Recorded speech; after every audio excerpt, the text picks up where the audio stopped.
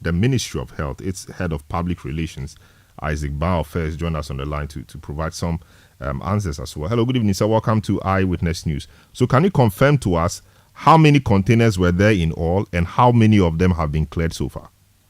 Yes, so for the year 2023, between May and December, we had 467 containers. We've cleared 253, leaving 182. The 182 today, we cleared 14 containers, hoping to get the rest released by next week. Now, the 182 containers that we have at the port, we must say that there had not been any antiretroviral drugs among the 182. But as a ministry, we don't have preferences to which commodity is so essential than the other. And so when it's 182, our target is to clear 182 containers from the port. We are fortunate that today we've been able to clear the 40 containers out, and then the remaining 167 containers will be cleared hopefully next week. And that has to do with the mosquito nets. So the 182 containers, less the 14, only contains mosquito nets? Yes, please. It's 167, all contain mosquito nets. I see. But for people who will be surprised at this, that somebody gives us something for free, why was it so difficult for the government of Ghana to clear it from the ports? You see, we received a little over 450 containers last year between May and December, and we've been able to clear 253, leaving the 182. Now, what happened is that at every point in time that we receive consignment from Global Fund, we put in requests and follow the normal processes by which we are able to clear those goods from the port.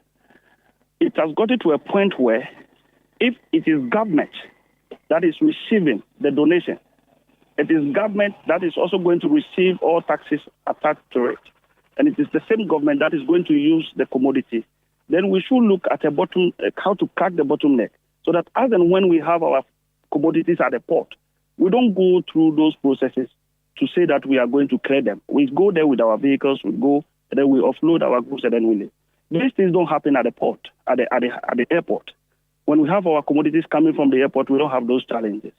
It is only when they come through harbor that we have those challenges. And so the committee sat down, they break the bottleneck, and we believe that it's good that we are able to get here.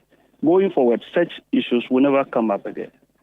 So what has the Global Fund been telling you in your discussion? This should be very embarrassing for the state of Ghana that the Global Fund gives you something for free and we are unable to clear it, even though we need the drugs and the medical, necessaries. You see, from Global Fund perspective and Government of Ghana perspective, there is a common agreement between government and Global Fund.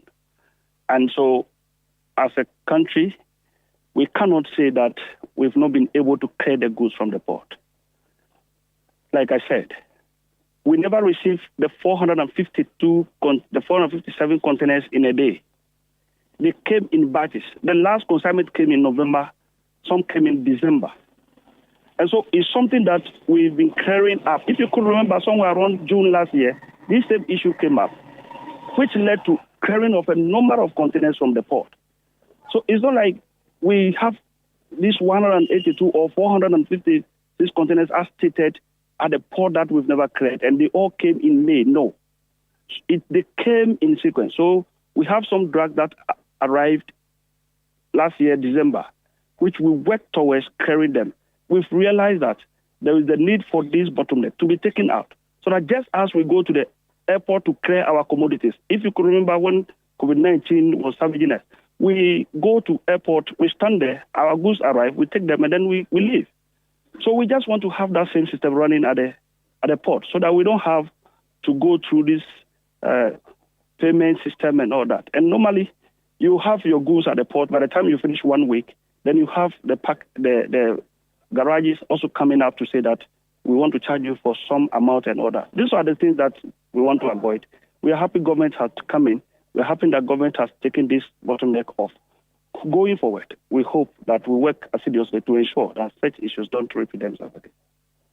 So government is taking this bottleneck off in respect of this particular consignment. What is the real challenge with making this arrangement permanent? Because, like you stated, it's been happening over and over again. Why can't we have a discussion led by the Ministry of Health, or the minister himself or whoever, with his counterparts in the other ministry, so we deal with this matter once and for all? Yeah, so if you look at the statement delivered by the Ghana Revenue Authority, this is not about the solution is not only for these particular commodities. It carries on that this is what we're going to do. So we're going to follow the processes by this achievement. It's not like we have this privilege to use only for these particular commodities, but it's a privilege that we use to clear all goods that come from our donors. We have UNICEF giving us drugs. We have other counterparts, other development partners giving us drugs from the port. So this same application will go across all. And we believe that is a good news for us. Just that the reportage stated that we have 456 containers antiretroviral drugs lying at the port since May. But it is never so. The starting point was May, but the ending point was in December. And between May to December, we've been able to clear 250 above. We have 182. That alone means that we've been going through some processes in ensuring that we clear those goods from the port.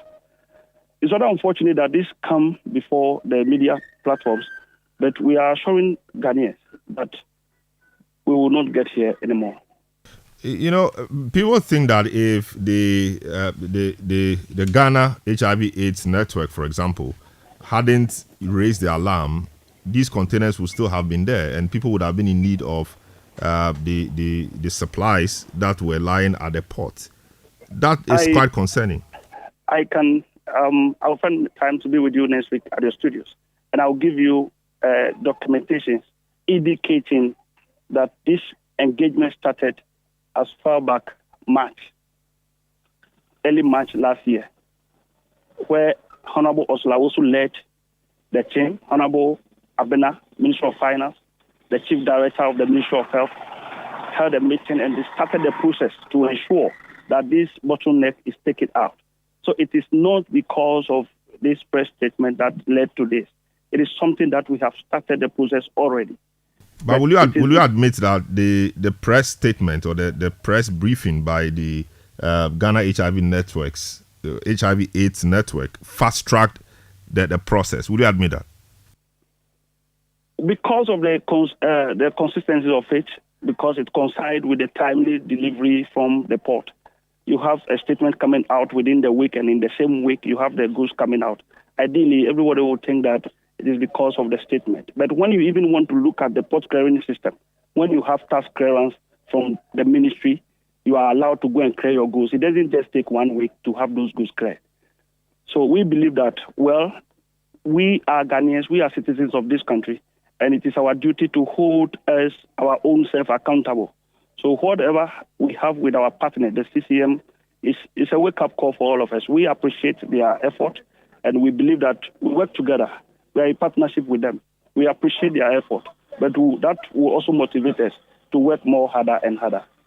I see. And this is obviously not it's not an isolated instance. Of course, we've heard many people say that, they've tried to ship, medical supplies to Ghana for free because they run NGOs, etc. abroad, but they were told that they will be responsible for taxes and duties at the port. And so because of that, they rather diverted them or rerouted them to other countries or neighboring countries, which would take them without they having to pay for duties. What's the logic really? We are in need of something. Somebody wants to give it to us, and we want the person to pay for taxes and duties as well.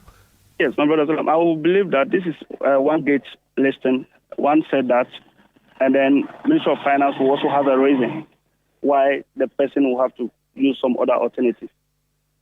Sometimes we have the issue out there, but when you get to the officer in charge and you listen to their side of the story, you see that it's a different thing altogether. So I will reserve this particular response for Minister of Finance to respond, because they give us the task clearance And as to when they met those group of NGOs that have agreed to give us commodities and all that, I think that we should allow Ministry of Finance to come in. And then if an NGO wants to give us commodities, it has to come through the Ministry of Health. And so if you have an NGO saying that I've gone to Ministry of Finance to go and get clearance and I've been denied, those commodities that you intended bringing them into the country, who assessed them, who testified them, who thinks that this particular commodity is what we need in the country as a country? So I will leave that one for Ministry of Finance to come in. But I don't think as a Ministry of Health, we were ever denied such assessments. We were not. All right. Thank you very, very much, Isaac Ba-Ofe, Head of Public Relations, Ministry of Health, for speaking to us on this matter on Eyewitness News. Thank you so much. Now let's do some of your messages that have been coming through. Aka Paul Jr. in Alpha Mim says we should not